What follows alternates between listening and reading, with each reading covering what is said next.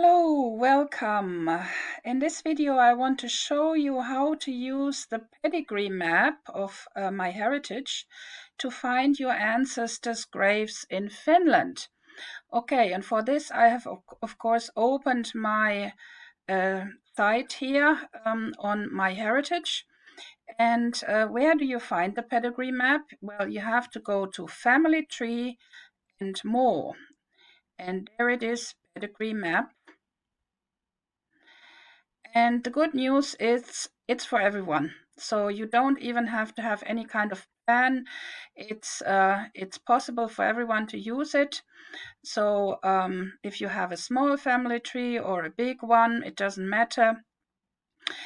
It becomes more and more important the bigger your tree is, because if you have a really small tree, then probably okay, you have only a few ancestors and you know them and you know where they have been born and you know where they have been buried. But now I want to show you what you are going to do if you have a bigger family. So when you look at my pedigree map here, you see that vast majority of people that I have in my family, they come from Finland. So I have almost 600 persons with some mentioning of a Finnish place, and the second position is taken by the US because I have lots of relatives there also, and then only Germany, despite the fact that my father is from Germany and my mother is from Finland. And I have a little bit of Poland, a little bit of Sweden, and very few others.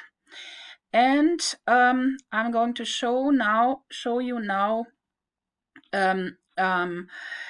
what is meant by not found on the map. Okay, so unfortunately, I still have about almost 500 place names that the system was not able to find on the map.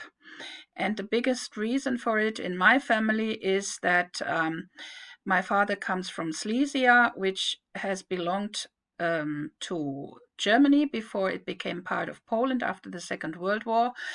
And I want to keep the German names, but with the German names, you cannot find the places on the map today. So that's one reason. And then there are other reasons that some place names are mentioned in the old church records that do not fit the modern names. So it can be that, for instance, in the old church books, it said on the area of Kuopio, and Kuopio in those days, a Finnish city, covered a lot bigger area than it covers today. So what am I going to do? Am I going to put the modern name there, but then it doesn't fit the church records? So I have still lots of problems here to solve. Probably you also have them. So some of them you can solve really easily. I will show you, maybe I can show you. So first of all, we have these place names in Poland that are difficult. But then sometimes the reason is that you have used the wrong language. So for instance, here I've used Finnish instead of German. So the system tells me that this place was could not be located on the map. So I can change it immediately here. I can go and say, okay, this is Iserlohn, Germany, and then the system finds it, and I just save it. So you can correct place names that you have mistakenly put there, like a wrong place. Or for instance, here this one isn't found either. Because this is not any longer like a place name. This it's like the surroundings of Iisalmi. So again, the system tells me it cannot be located on the map. So how am I going to change it? So all the suggestions that are made here are suggestions that I don't like, because it's going to be correct if I put Iisalmi, Finland, but then I lose Iisalmen maalaiskunta. So the information that it's not the city, but it's the surroundings of Iisalmi.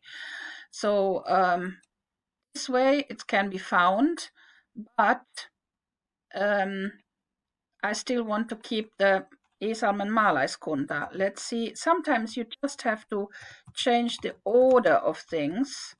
So maybe it's going to be found this way. Oh, probably the system is going to accept this one now here or not. We're going to see if it accepts it. So, but let's move on. So if you have place names here, try to solve them as much as possible, but sometimes it's impossible. Okay, what else can you do here? You have different options here. I'm going to show you. You can either take the whole extended family, you can take only the immediate family, or you can take ancestors. And what I suggest for the very first time is that you take only the ancestors, because then you have a lot less numbers to take care of. Well, it's still more than 400 here in Finland when I only take ancestors with me.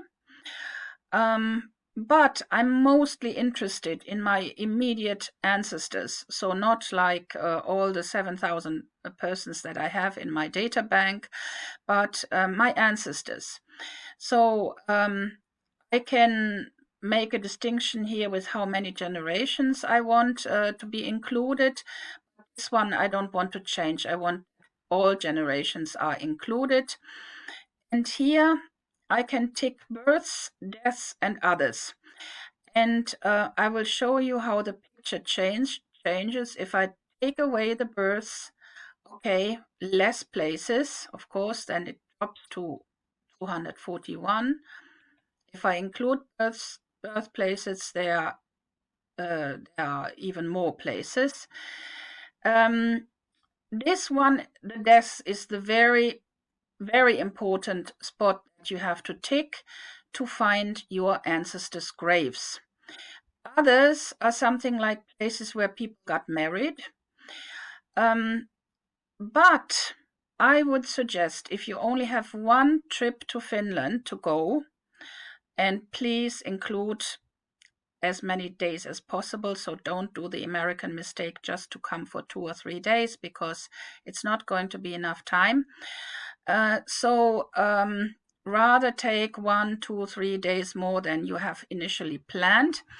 So I would suggest tick all 3 of them, because you'll have some persons in your ancestry line where you only have the birth date.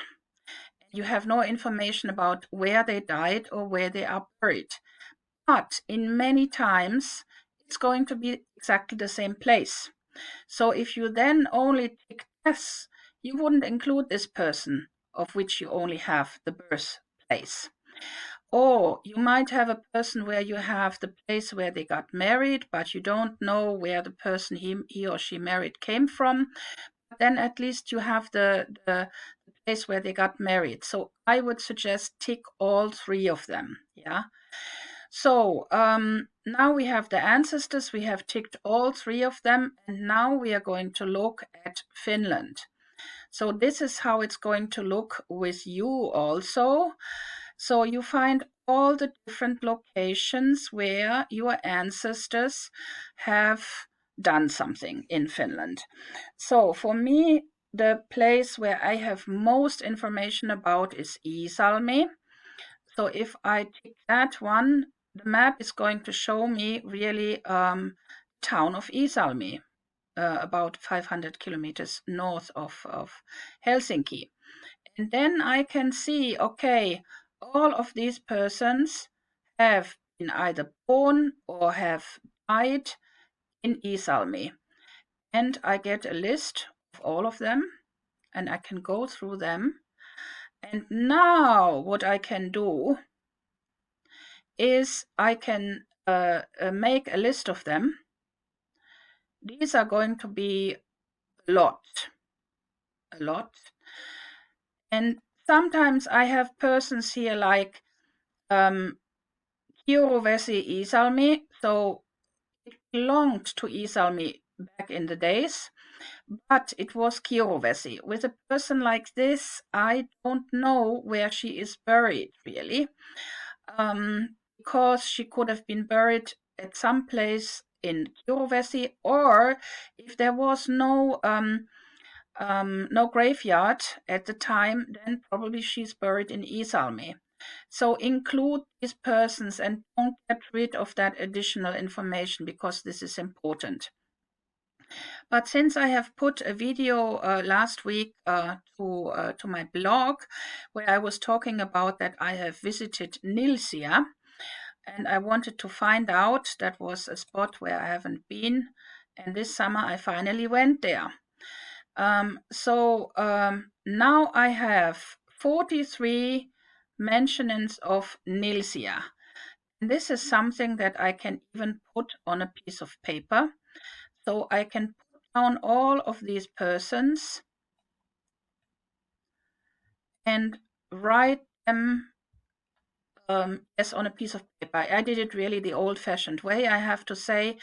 I didn't, that's one thing that MyHeritage could still change, that it's possible to copy those lists into an Excel sheet. That would be great. But you are not able to paste and copy because this person is going to come up now, as you see. When I click this one, and I'm not really able to copy. Yeah, it shows me that it's not possible to copy. So, but most important information is the name and the birth date, and if known, the day when the person died and the day when or where he or she was buried.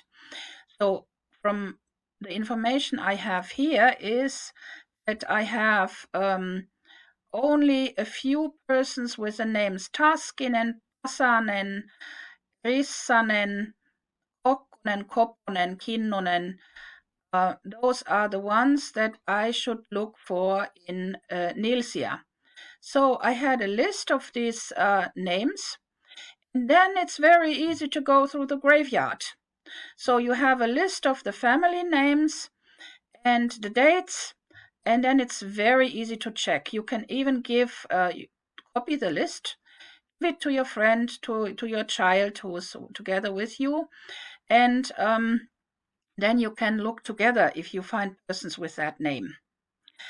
And also take pictures of the graves where something is not 100% right, because you could have some mistake here in your data. It happens once in a while. So it's a good idea to take pictures of the suspects, so to speak.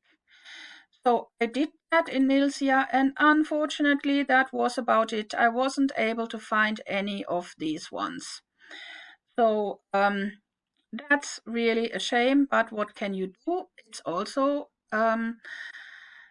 outcome of your research. So then you can only state, okay, all of these persons, I wasn't able to find their graves. They lived too long ago that most of the graves have been destroyed, or no one took care of them, and that's the reason why. Maybe you can find some other descendants of them with similar names. It's very common then, and you can make that connection. But this way, I suggest that you prepare your trip to Finland. So do it here. If you have a lot of ancestors, it's really the best place to do it. And you can make lists and on each and every place where you go. And research the graveyards before. That's another thing that I will probably show you in a video one day. Okay, I wish you a lot of luck in finding your ancestors' graves in Finland. And if you want me to help you, then of course I'll be more than happy to help you on your trip, during your trip in Finland. And All the best. Bye bye.